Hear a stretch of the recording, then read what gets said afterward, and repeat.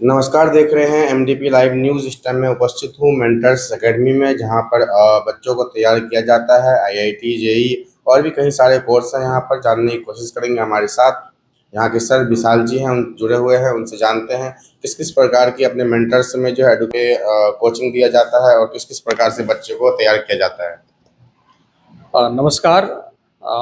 मैं मेंटर से deserve Saharsa branch का मैनेजर विशाल सिंह बोल रहा हूँ। तो देखिए, हमारा जो मेंटर से टू सर्व का जो सेंटर है, ये यहाँ पे हम लोग आईआईटी मेडिकल की तैयारियां करवाते हैं।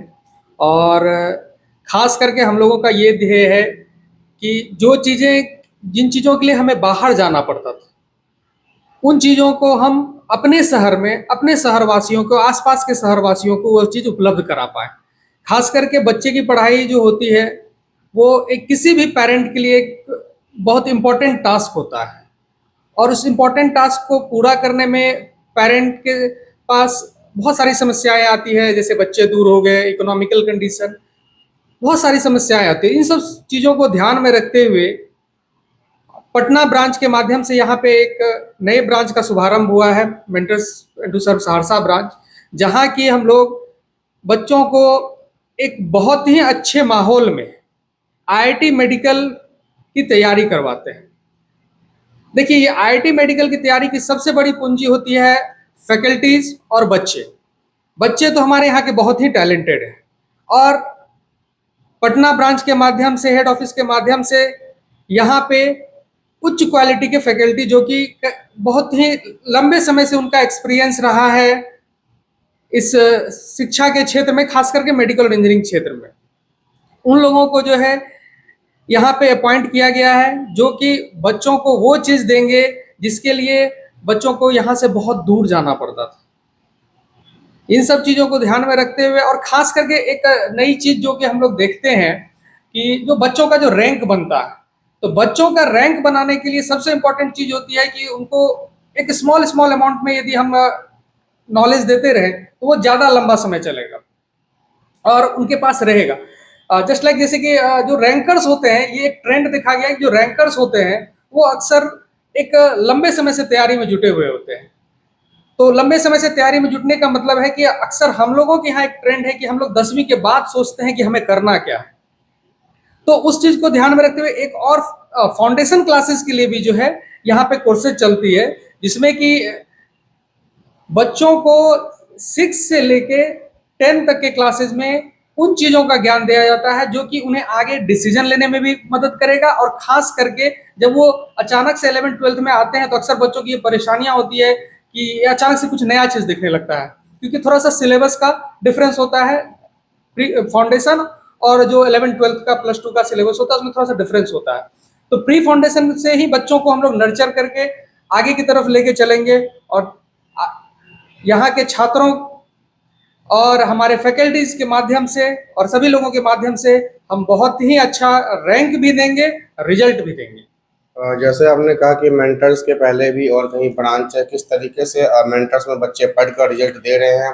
अपने बच्चे अभी तक कहाँ कहाँ प्लेसमेंट हो रहे हैं, कहाँ कहाँ जॉब कर रहे हैं, कौन कौन सा एग्जाम अभी तक क्रैक कर रहे हैं, कैसा रिजल्ट आ रहा है? देखिए, मेंटर्स आज लगभग 13 साल से इस क्षेत्र में है, और हमारे डायरेक्टर आनंद सर, वो ऑल इंडिया रैंक 1 के गुरु रहे हैं, और उनके सानिध्य में मेंटर्स बहुत ही फला फूला है। और मेंटर्स के लगभग बहुत सारे बच्चे मेडिकल, इंजीनियरिंग में, एनआईटी और आईआईटीज में प्लेस्ड हैं, जो कि वहाँ से पढ़ाई करके फिर आगे की ओर अपनी अपनी जर्नी पे आगे की ओर निकले हैं। और इस तो रिजल्ट कैसा रहता है? अपने बच्चे किस किस जगह अभी पहुँच रहे हैं? देखिए, रिजल्ट जो है वो हमेशा से बहुत अच्छा रहा है। मैं खास करके लास्ट ईयर रिजल्ट की बात करूं, तो जेई एडवांस में 794 बच्चों का सिलेक्शन हुआ, जो कि आईआईटीज वगैरह में कहीं ना कहीं एडमिटेड हुए।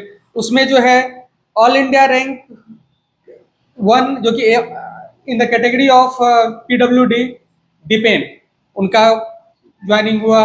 यशस्वी राज ऑल इंडिया रैंक 2, और इनका ये 4 ईयर क्लासरूम प्रोग्राम से थे, 2 ईयर क्लासरूम प्रोग्राम से मिस्टर दीपेन थे। उसके बाद जो है बात करें हम जेई मेंस की, तो 3,904 सिलेक्शन हमारे यहाँ से हुए, जिसमें कि आदित्य अजय, हर्षिता निधि, इस तरह करके बहुत सारे बच्चे हैं जो कि हमारे यहाँ से सिलेक्टेड हुए। फिर नीट मेडिकल की बात करें तो नीट में जो है हमारे यहाँ से 2023 में बहुत सारे सिलेक्शन हुए, जिसमें कि जो हमारा सबसे बिहार टॉपर जो रहे अंकित कुमार, उनका सिलेक्शन हमारे यहाँ से हुआ और ये एम्स दिल्ली में अपना एडमिशन लिए हैं। उसके बाद मोहम्मद शाकिब, ये भी ऑल इंडिया रैंक इनका 61 रहा है, इनको अपने कैटेगरी रैंक में से 61 रहा है और ऑल इंडिया रैंक 82 रहा है। इसी तरह करके बहुत सारे हमारे बच्चे जो है नीट में भी एक्सेल किए हैं, जिसमें कि टोटल 3,104 2023 का ये रिजल्ट है हमारा। तो अपने यहाँ जो प्रोसीजर है एडमिशन का, किस तरीके से एडमिशन ले सकता है कोई बच्चा? क्या कोई एंट्रेंस एग्जाम देना पड़ता है? क्या फीस रहती है? यहाँ पे जो टीचर्स है यहाँ पे अपने यहाँ पे, कि उसकी क्वालिटी कैसा है, क्वालिफाइड वो कहाँ से रहते हैं, ताकि बच्चे को बेहतर से बेहतर पढ़ा सके?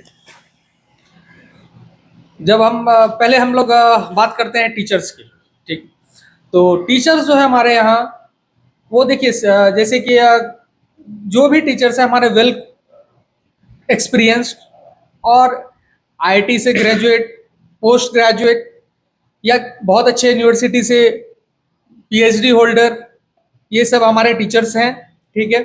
और इनका एक बहुत लंबा समय एक्सपीरियंस रहा है इस क्षेत्र में, खास करके मेडिकल इंजीनियरिंग की तैयारी के क्षेत्र में बच्चों को उन्होंने नर्चर किया है। और हमारे जैसे मुख्य शिक्षकों के नाम जैसे हमारे राहुल राजा सर हैं, वो ऑल इंडिया रैंक में उनके गुरु रहे हैं।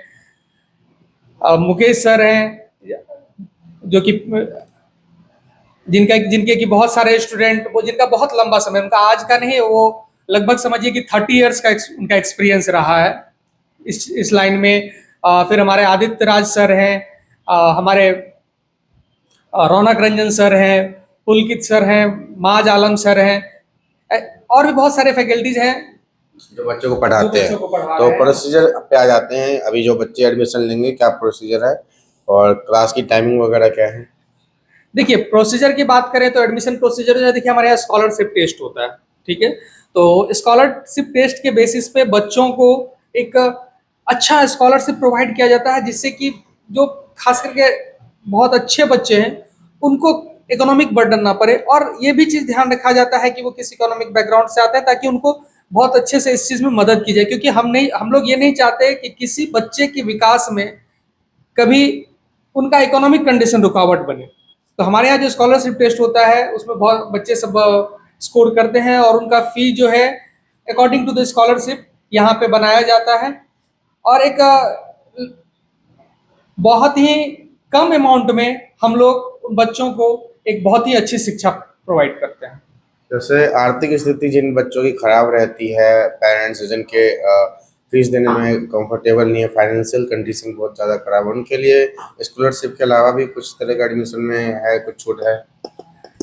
हाँ, उन लोगों के लिए देखिए स्कॉलरशिप के अलावा भी मैनेजमेंट के स्तर से कुछ ना कुछ वो मैनेजमेंट के स्तर से की जाती है। और खास करके देखिए फीस को जो एक माध्यम से, जिस माध्यम से कि उसको फीस हल्का पड़े, तो जैसे कि हमारा कुछ हमारे मेन ब्रांच से ही हमारे कुछ फाइनेंशियल पार्टनर्स हैं, तो जिनके थ्रू क्या होता है ना कि वो फीस को ईएमआईज में कन्वर्ट करके धीरे धीरे करके वो पेमेंट कर लेते हैं, तो जिससे क्या होता है कि एक बार ही उन्हें बर्डन नहीं होता है।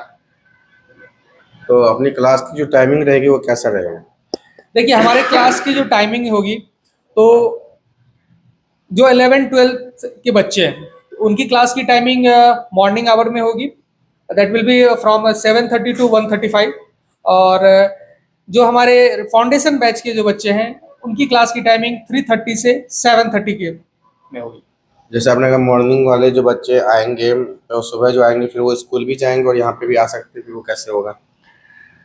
नहीं, ये जो +2 पास्ड है उन बच्चों के लिए ये रहेगा, और जो स्कूल वाले बच्चे हैं, हाँ, उनके लिए फिर वो वही टाइमिंग हो जाएगी। उस टाइम में फाउंडेशन के भी बैचेज चलेंगे और इनके भी बैचेज चलेंगे, जिससे कि जो बच्चे स्कूल जो है स्कूल के जैसे वो 11 12 के जो बच्चे स्कूल जा रहे हैं तो वो बच्चों को आराम से उस टाइम में मिली ये जो जो 12th पास कर चुके हैं वो करके 7:30 से। हाँ उनका उनका 7:30 से स्टार्ट है। तो यहाँ पे आप लोग आ सकते हैं आईआईटी और मेडिकल की तैयारी करने के लिए। मेंटर्स एडू सब में यहाँ पे लगातार कई वर्षों से बेहतर रिजल्ट दे रहा है। आपने देख ही लिया कितने बच्चे प्लेसमेंट हो चुके हैं, कितने बच्चे आगे पढ़ रहे हैं। आप भी एक बार डेमो टेस्ट के लिए जरूर आए, एंट्रेंस एग्जाम जरूर दें। जिला सहरसा से रंजन जायसवाल की रिपोर्ट।